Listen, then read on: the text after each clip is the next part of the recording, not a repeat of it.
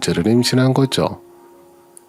남편에게 알리니 바로 집으로 돌아온 남편과 함께 간 산부인과에서는 부정할 새도 없이 임신이고 초기니 운동은 가볍게만 하고 잘 챙겨 먹으라는 말을 들었어요. 그렇게 저흰 셋에서 넷으로 가족이 늘어났습니다. 술에 엎어치고는 너무 큰 계획 없는 임신은 저희 부부에게 정말 큰 고민이었어요. 저와 남편도 이제 적은 나이는 아니었으니 더욱 심각했죠. 하지만 요 몇 달을 운동하며 관리한 덕에 임신 초기에도 문제없을 거란 의사 소견을 듣고 보니 내가 건강할 때 마침 찾아온 아이니 운명인 것 같아 낳기로 마음먹었습니다. 병원에 다녀오고 일주일 후 양쪽 집안의 임신 소식을 알리니 어떻게 지금까지 둘째에 대해 한마디도 하지 않으신 건지 신기할 정도로 좋아하시더군요. 오랜만에 임신 소식에 시가에서는 집안의 경사라면서 주변에 축하떡까지 돌리셨어요.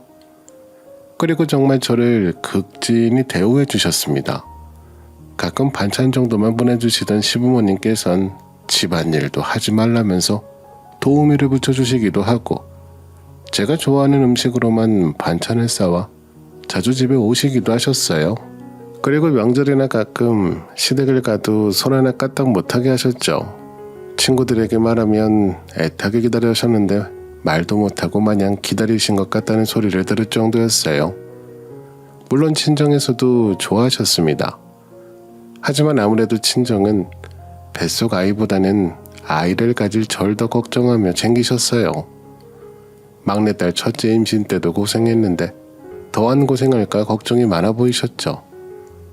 일이 바빠졌다며 첫째 아이가 태어나고 얼마 안 된 시기부터 육아에 소홀했던 남편도 임신한 사람이 무리하면 안 된다면서 아이 육아에도 잘 참여하기도 했습니다. 사실 시부모님이 그렇게 하도록 만든 게 큰 것 같기도 했어요. 그렇게 극진한 대접을 받으며 태교 생활을 하고 있던 어느 날 남편에게 큰 신우가 임신했다는 연락이 왔습니다. 소식을 들었을 땐 정말 이게 대체 무슨 소린가 했죠. 말도 안 되는 일이라 누군가 잘못 들었다 생각했어요. 왜냐하면 신우는 이번이 3번째 임신이고 나이는 이미 40살이 넘었으니까요. 물론 40대에도 임신을 하는 사람이 있다는 것은 알고 있었습니다. 임신해서 놀란 것보다는 이미 2아이를 낳아 기르면서 40이 넘은 나이에 셋을 키우는 건 힘들지 않을까 생각했죠. 신우도 그렇지만 신우보다 연상인 신우 남편도 나이가 있으시니 의아해하는 건 당연했습니다. 오죽했으면 저희 남편도 한 번에 축하한다는 말보단 잘못한 거 아니냐는 질문부터 던졌으니까요.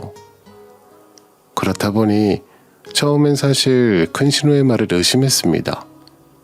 큰 신우는 예전부터 저에게 알게 모르게 자격지심이라든지 질투 같은 것을 가지고 있다 느꼈으니까요. 가족들이 저를 칭찬해도 매번 함께 좋은 소리를 해주곤커녕 살살 긁기 바빴고 그래서 또 큰 신우가 저를 의식하고 들키기 쉬운 거짓말을 한다 생각했어요.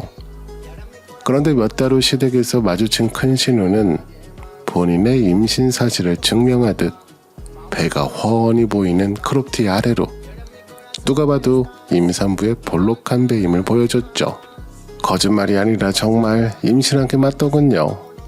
더군다나 40이 넘은 나이에 인공수정 같은 것을 시도한 것도 아니고 남편과 여행가서 스파카가 튀어 격렬한 밤을 보내고 보니 덜컥 생겼다는 나쁘끄러운 소리를 시부모님 앞에서 자랑스럽게 떠벌리더라고요. 시부모님은 뭐 집안에 겹경사가 일어났다며 마냥 좋아하셨습니다. 그 말에 부끄러운 건 저뿐인 것 같았죠. 그런데 문제는 그 다음부터 시작이었습니다. 신우가 임신 소식을 알린 그때부터 모든 관심이 신우에게 쏠렸거든요. 하다 저희 둘째의 아빠인 남편마저 신우 임신에도 관심을 두고 챙기더라고요. 물론 남편이 첫째보다는 둘째에 좀 더 능숙하게 케어를 해줬지만 챙기는 물건부터가 달라 누나 임신에 신난 것을 눈치 못 챌 수가 없었죠. 본인 누나는 정말 노산이라 걱정되어 그런다며 마흔 넘어 임신하는 게 얼마나 힘든 일인데 몸 조심해야 하니 신경 쓰는 건 당연하단 소리만 해댔습니다. 그래도 화를 냈으니 알아들었겠거니 했지만 괜한 생각이더군요. 첫째보다 익숙했지만 더 힘들었던 둘째 임신. 제 몸을 신경 쓰는 것은 저뿐이었어요. 남편은 저한테 챙기는 척만 하고 무신경하다더니 본인 누나에겐 철분제며 온갖 영양제를 갖다 바치는 지경이었습니다. 아무리 누나랑 사이가 좋아도 정말 서운하더군요. 본인 누나가 노산이니 저 없는 자리에서 살뜰히 챙기는 것까지는 저도 물론 이해합니다. 그게 아니니까 어이가 없는 거죠. 언제 한 번은 시부모님께서 집에 겹경사가 생겼으니까 다 함께 여행을 가자며 시댁 식구들과 바닷가로 주말 여행을 떠난 적이 있었어요. 시부모님께서는 임산부한테 좋다는 음식들을 바리바리 싸우셔서 앉아있는 저와 시누이 입에 계속 넣어주셨죠. 남편보다 어린 막내 아가씨도 본인 언니와 새언니가 임신했으니 아무것도 하지 마시라며 엄마를 도와 요리부터 조카들 챙기는 것까지 다 해줘서 얼마나 예쁘고 고맙던지요. 그렇게 두 임산부를 챙긴다고 사람들이 바쁜 와중에 큰 신우는 이거 하고 싶다 저거 하고 싶다 집안 사람들을 귀찮게 하는 중이었어요. 워낙 활발한 사람이라 이해가 갔죠. 근데 아주버님 옆에 있는데도 남편도 굳이 계속 따라다니면서 누나를 챙기는 게 아니겠어요. 제가 먼저 임신을 했기에 배가 좀 더 불러온 상태고 움직이기 더 힘든 건 저인데 말이죠. 오죽하면 막내 아가씨가 남편에게 새언니 좀 챙기라며 구박까지 할 정도였어요. 기분 좋게 온 여행에서도 본인 누나를 더 챙기는 모습에 정말 남편은 내 편이 아닌 남의 편이라는 말을 피부로 느끼게 된 날이었죠. 찔리긴 했는지 이후엔 제 옆에부터 절 챙기긴 했지만 여전히 눈은 큰 신우에게 가 있어 누나는 본인 가족이고 전 남이라고 생각하는 건 아닌가 의심이 들었습니다. 가장이라는 사람이 말이죠. 그 서러운 일은 여행에서 돌아와 둘째를 출산하기 직전까지도 이어졌어요. 남편은 여전히 신우를 더 챙겼죠. 하다하다 출산일 다가와 산후조리원 알아보는 것도 저 혼자 진행했으니 말 다 한 거 아닌가요? 그런데 더 기가 막힌 건 산후조리원을 알아보고 있는 제게 남편이 하는 소리였어요. 첫째 출산할 때는 아무것도 모르고 시설이 별로여서 고생했던 기억이 있어 이번엔 제대로 알아보고자 하고 열심히 찾아보고 있었습니다. 산후조리원엔 돈을 웬만하면 아끼지 말아야겠다 느꼈거든요. 근데 남편이 그러더군요. 돈이 얼마나 깨지는데 거길 또 갈 생각을 하냐고요. 전엔 별로라 하지 않았냐며 안 좋았던 곳을 또 가야겠냐고 한숨 쉬듯 말하더군요. 산후조리는 제대로 케어받아야 몸이 안 아픈데 거긴 시설이 안 좋아 몸이 나아지지도 않고 별로 도움되는 일은 없었던 것 같아요. 전엔 너무 싼 곳이라 시설이 별로였던 것이니 다시 알아보고 좀 괜찮은 곳으로 택하겠다 했죠. 알아보고 알려주겠다고 했고요. 근데 그 소리를 듣고도 남편은 무조건 가지 말라고 화를 내지 않겠어요. 도대체 가야 하는 이유를 모르겠다 하더군요. 관리는 제가 받을 텐데요. 산후조리원 이야기 후 남편과 잠시 서먹해졌을 시기였어요. 한참 늦겨울을 지나 점점 환절기로 바뀌어오는 시기가 오면서 감기가 유행하기 시작했어요. 집에서 조심한다고 가습기도 틀고 면역력 강화되는 음식도 먹으며 노력했지만 결국 저희 아이도 감기에 걸리게 됐죠. 아이가 먼저 감기에 걸리니 아이와 매일 같이 붙어있던 저도 당연한 수순으로 걸리게 됐어요. 둘 다 기침 감기로 조금만 관리하면 금방 나을 것 같다 생각했습니다.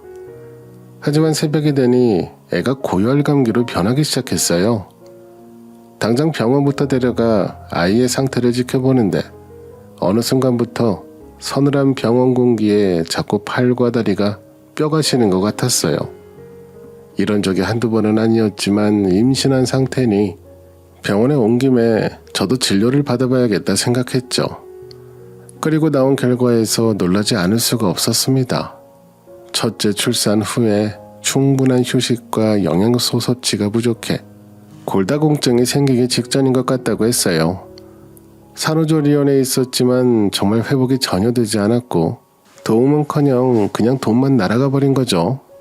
그런 진단을 들으니 더더욱 좋은 산후조리원을 포기할 수가 없었어요. 아이의 감기와 뼈 시린 저의 감기가 지난 후 다짐했던 대로 조리원을 더 알아보고 남편에게 말을 꺼냈습니다. 남편은 여전히 조리원에 대해 부정적인 반응이었어요. 하지만 죽어도 이번만큼은 제대로 조리원에서 관리받아야겠다 생각한 제가 시간이 좀 걸리더라도 남편을 회유해보자 마음먹었죠. 그렇게 긴 시간 동안 여러 말을 나누며 대화해보니 결국에는 남편은 제가 별로였다 말한 것보다 돈 문제로 반대하는 거였어요. 남도 아닌 본인 아이 낳는 아내한테 쓰는 돈을 아낄 생각을 하다니 처음엔 서운한 마음이 들다가 남편이 차라리 거기 쓸 돈으로 나중에 애들 예금 통장이나 만들어주자며 핑계댔지만 아이들 이야기를 듣고 살짝 고민이 되기도 했습니다. 그렇게 또 조리원 이야기에 결론을 짓지 못한 채 대화가 끝났죠. 더 이상 말했다간 싸움이 될 것 같았거든요. 속상하고 혼란스러운 마음에 주변에 조언을 구하고자 조리원 이야기를 주변 사람들에게 털어놨어요. 근데 주변 사람들이 오히려 더 열을 내면서 무조건 가야 한다며 혼자서 10달 품고 아이 낳아줬으면 그만이지 무슨 벌써 예금 걱정을 시키냐고 화를 내더군요. 그런 모습을 보니 정신이 차려져 남편에게 산후조리원 이야기를 다시 꺼냈습니다. 그러자 이번엔 크게 화를 내며 아내한테 한다는 소리가 내일 모레 40인 사람이 젊은 애엄마들처럼 유난을 떠냐고 하네요. 나이값 좀 하라면서 유난 떨지 말고 나이값의 분수에 맞게 행동하라고 성질을 부리더군요. 그렇게 산후조리가 받고 싶으면 친정으로 가라고 강요하는 모습에 아이에겐 미안하지만 처음으로 두 번째 임신에 회의감이 들었습니다. 그렇게 침울한 기분으로 친정에 가니 말을 하지 않아도 부모님이라고 제 상황을 눈치채신 것 같았어요. 그래서 먼저 이번엔 산후조리원 비용을 본인들이 내주고 싶으니 좋은 곳으로 가라고 하시더라고요. 그렇게 부모님의 도움으로 둘째를 낳고 시설 좋은 산후조리원에 들어가 무사히 케어까지 받았습니다. 조리원에서 지내는 날들은 남편에게 실망하는 날들의 연속이기도 했어요. 저희 언니는 거의 매일 연락해 오늘 하루의 몸과 마음의 상태, 무언가 필요하지 않을까 하고 확인 목적으로 연락한 것이죠. 하지만 남편은 정말 이틀에 하루 정도만이었어요. 이것도 관심은 아이에게 더 쏠려 아이만 제대로 보고 간 날도 있었죠. 아이는 어쩔 수 없다 생각해요. 하지만 신우에게 관심이 뺏기는 건 정말 기분이 좋지 않았어요. 어느 날 갑자기 저에게 전화를 하더니 급한 목소리로 여권 지갑이 어딨냐고 묻더군요. 그래서 갑작스레 출장에 잡힌 거냐 물어보니 그건 아니고 누나 때문에 잠깐 해외 나갈 일이 생겼다고 하더라고요. 도대체 임신한 사람이 심지어 곧 만삭인 사람이 해외에 나갈 일이 뭐가 있을까 싶어 무슨 일이나 물으니 본인 누나가 늦지막히 임신을 하면서 너무 울적해하고 하루하루 너무 힘들어한다며 이러다 임신 우울증이라도 올까 싶어 태교 여행을 간다는 거예요. 신우 남편이 지금 사업 때문에 바빠서 같이 가지 못하니 남편이라도 따라간다는 거였습니다. 그 소리를 듣자마자 이제껏 참았던 서름이 화산 터지듯 터져버리더라고요. 그전까지는 돈 때문에 그럴 수 있다고 혼자서 달래며 출산까지 꾹 참고 보내왔는데 정말 우울했던 저는 안중에도 없고 생각 없이 신우나 쫓아간다는 말에 기가 막혔습니다. 그리고 예전에 남편이 했던 망언들이 모조리 떠오르더군요. 그래서 남편이 했듯 저도 똑같이 말했습니다. 3번이나 임신한 사람이 임신으로 우울할 일이 뭐가 있으며 40도 넘은 사람이 왜 그렇게 유난이냐고요. 그러자 어떻게 가족끼리 그런 소리를 하냐면서 남편은 본인 누나 편을 들더군요. 그러는 남편에게 네가 나한테 전에 했던 말들인데 기억 안 나냐고, 나보다 신우한테 더 걸맞는 말인데 화가 나냐고, 그럼 너도 그때 망언한 거였다 쏴붙였습니다. 그리고 절대 쫓아가지 말라고, 거기 쫓아가면 우린 끝이라고 당부도 했죠. 정말 열이 받았습니다. 안 그래도 임신하고 힘든데 큰 신우가 남편까지 뺏어간 느낌이라 요즘 더 힘들었거든요. 근데 이제 막 아이 낳은 남동생을 데리고 해외를 가려 한다뇨. 아직 몸도 덜 회복된 아내를 두고 육아는 같이 할 생각도 없이 해외 말했다고 바로 쫓아갈 생각으로 여권을 찾는 남편도 정말 곱게 보이지 않았습니다. 이건 그냥 두면 이번 임신이 지나가서도 여전히 남편을 뺏길 수 있다는 생각이 들었습니다. 그래서 남편에게 따로 카톡을 통해 메시지도 보내 경고를 해뒀어요. 그리고 며칠 뒤 더 열받는 소식을 듣게 됐어요. 제가 머물고 있는 조리원이 지역에서 꽤 유명한 곳으로 관리며 시설이며 굉장히 좋은 곳이었는데 큰 신우도 얼마 전 이곳에 예약했다는 소식을 들었습니다. 조리원 직원분께요. 오고 가며 안면을 튼 직원분께선 정말 화사한 얼굴로 가족끼리 비슷한 시기에 출산하니 다들 잔치 분위기 아니겠냐며 축하한다 말을 걸어왔습니다. 그걸 어찌하냐 물었더니 남편분께서 가족이라고 지인 소개 할인을 받아 누나분 것까지 예약하셨다며 알려주시더라고요. 어이가 없었어요. 제가 조리원 알아볼 땐 관심도 없고 오히려 돈 아깝다며 가지 말라 말리더니 본인 누나 건 직접 예약까지 해줬다뇨.